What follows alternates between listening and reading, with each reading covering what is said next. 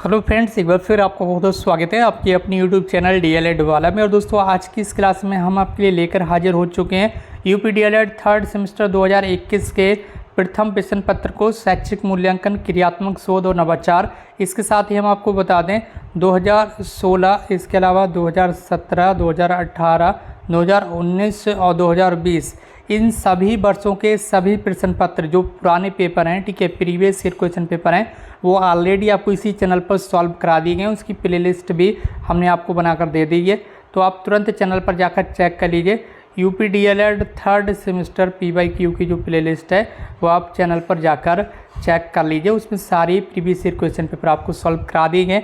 अब यहाँ से 2021 के जो पेपर हैं वो स्टार्ट हो रहे हैं। आपको पता ही होगा प्रीवियस ईयर क्वेश्चन पेपर से जो पेपर में प्रश्न हैं वो काफ़ी ज़्यादा रिपीट होते हैं। प्रत्येक बार परीक्षा में पेपर आते हैं पीवाईक्यू से, प्रीवियस ईयर पेपर से, इसलिए ये पीवाईक्यू की सीरीज़ आपको जरूर अटेंड करना चाहिए। और आज की इस क्लास को हम यहाँ पर स्टार्ट करने जा रहे हैं। जितने भी नए भाई बहन हैं तुरंत चैनल को सब्सक्राइब करके बेल आइकन को प्रेस करें और इस क्लास को अपने इधर फ्रेंड्स के साथ भी शेयर करें।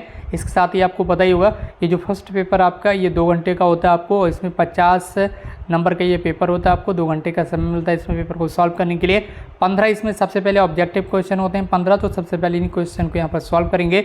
मूल्यांकन प्रक्रिया का जो केंद्र बिंदु होता है वो क्या होता है, क्या विद्यार्थी होता है या अध्यापक होता है या विद्यालय होता है, प्रधानाचार्य होता है। दोस्तों, इस सवाल का आपका जो राइट आंसर हो जाएगा वो हो जाएगा ऑप्शन ए, यानी कि जो विद्यार्थी होता है वो मूल्यांकन प्रक्रिया का केंद्र बिंदु माना गया है। ठीक है, मूल्यांकन प्रक्रिया का जो केंद्र बिंदु है वो शिक्षार्थी या फिर विद्यार्थी होता है, ठीक है, यानी कि स्टूडेंट्स होता है। प्रश्न संख्या 2 है, निम्नलिखित में से क्या रॉस का कथन है। यहाँ पर रॉस का कथन आपको बताना है। बचाव निदान का निम्नतम स्तर है या बचाव निदान का उच्चतम स्तर है।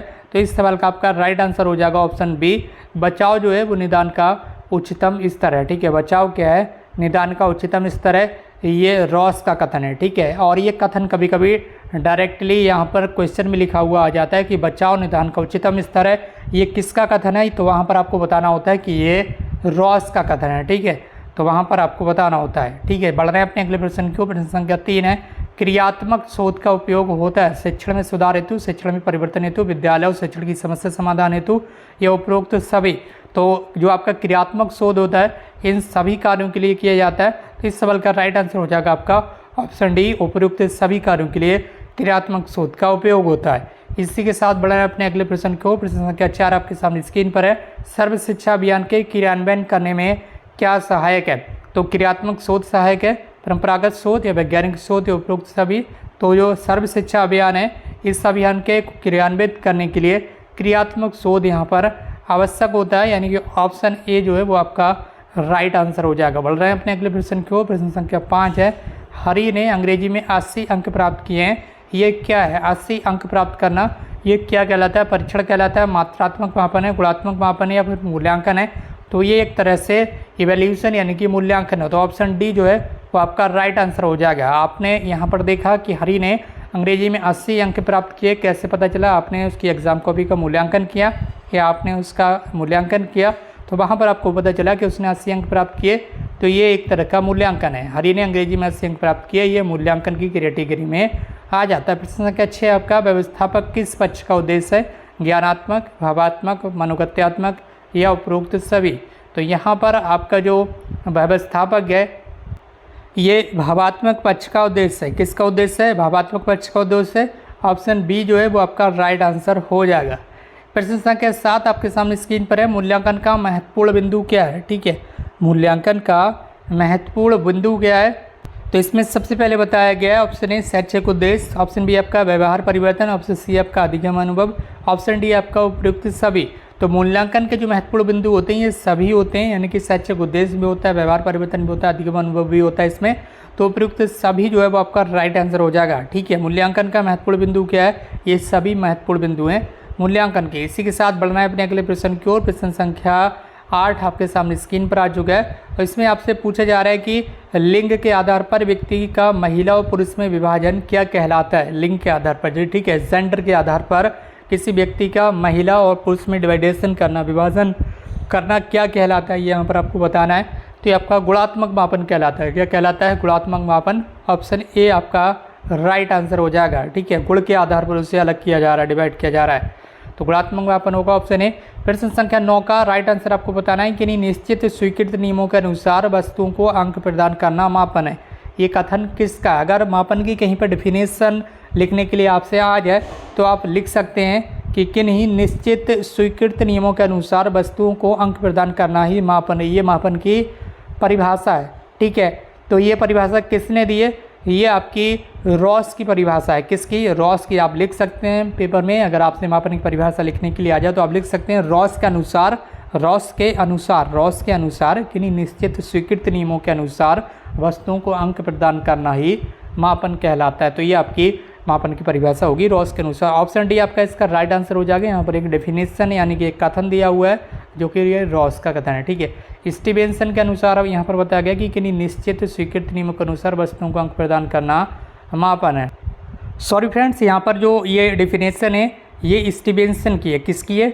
एस स्टीवेंसन की है, ठीक है। तो आपको ध्यान रखना है कि किन्हीं निश्चित स्वीकृत नियमों के अनुसार वस्तुओं को अंक प्रदान करना मापन है। ये जो परिभाषा है ये स्टीवेंसन की है। किसकी है?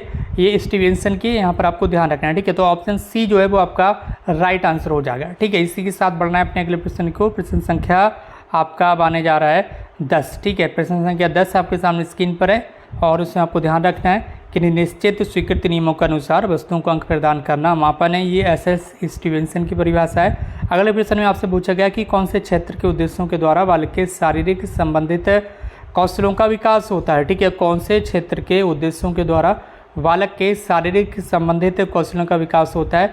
ज्ञानात्मक, भावात्मक, मनोगत्यात्मक क्षेत्र या फिर उपयुक्त सभी? तो इस सवाल का आपका जो राइट आंसर हो जाएगा वो हो जाएगा मनोगत्यात्मक क्षेत्र। कौन सा हो जाएगा?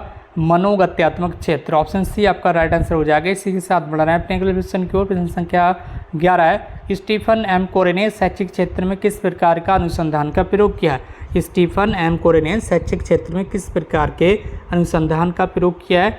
तो ये जो यहाँ पर स्टीफन एम कोरे ने किस शैक्षिक क्षेत्र में किस प्रकार का अनुसंधान का प्रयोग किया है? तो इन्होंने क्रियात्मक शोध, ठीक है, किस प्रकार का क्रियात्मक शोध का यहाँ पर क्रियात्मक शोध जो अनुसंधान होता है स्टीफन एम कोरे ने ही किया है, ठीक है। तो स्टीफन एम कोरे ने शैक्षिक क्षेत्र में क्रियात्मक शोध का प्रयोग किया था, ये यहाँ पर आपको बताना। ऑप्शन सी आपका राइट आंसर हो जाएगा। प्रश्न संख्या 12 है, ब्लूम टैक्सोनॉमी किस सन में विकसित हुई थी? ठीक है, तो ब्लूम टैक्सोनॉमी आपकी 1956 में विकसित हुई थी, यहाँ पर आपको बता देना। ऑप्शन सी आपका राइट आंसर हो जाएगा। बढ़ रहा है अपने अगले प्रश्न को। प्रश्न संख्या 13 है, परीक्षण जो एक ही व्यक्ति पर बार बार प्रयोग करने पर एक जैसा परिणाम देता है उसे आप क्या कहते हैं? वो आपका यहाँ पर परीक्षण कैसा कहलाता है? एक ही व्यक्ति पर बार बार प्रयोग करने पर एक जैसा परिणाम देता है, वह परीक्षण आपका विश्वसनीय होता है। कैसा होता है? ऑप्शन डी आपका राइट आंसर हो जाएगा, विश्वसनीय परीक्षण होता है। इसी के साथ बढ़ा है अपने अगले प्रश्न की ओर। प्रश्न संख्या 14 आपके सामने स्क्रीन पर आ चुका है, जिसमें आपसे पूछा जा रहा है कि शोध में संपूर्ण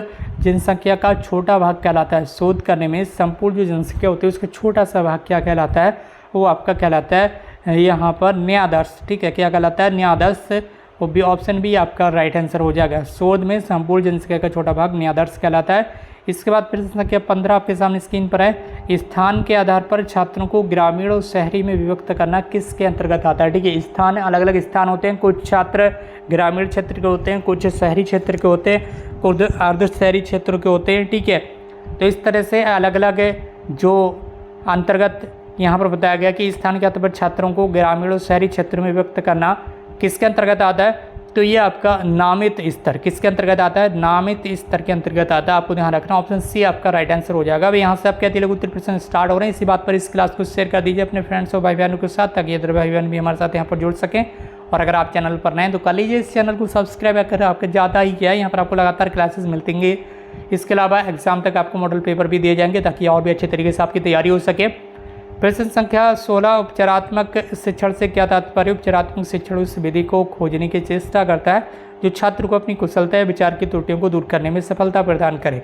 इसके साथ प्रश्न संख्या 17 आपका, परिकल्पना का क्या अर्थ है? तो परिकल्पना किसी घटना की व्याख्या करने वाला कोई सुझाव या अलग अलग प्रतीत होने वाली घटनाओं के आपसी संबंध को व्याख्या करने वाला कोई पूर्ण तर्क तक सुझाव परिकल्पना कहलाता है, ठीक है।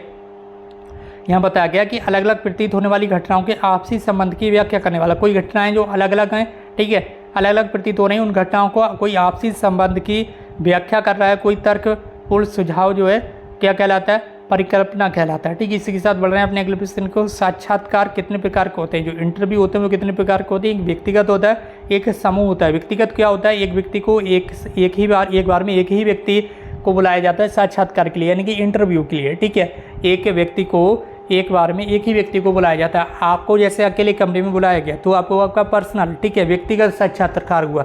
लेकिन एक साथ कई लोगों को जब बुलाया जाता है, जिसकी आपने देखा होगा आपसे वाइवा वगैरह लिया जाता है, डीएलएड हो गया या कोई कोर्स हो गया, ठीक है, 10th to 12th में आपका वाइवा होता है, ठीक है, या फिर अंडर ग्रेजुएट कोर्स में आपने देखा होगा वाइवा वहाँ पर आपसे लिया जाता है।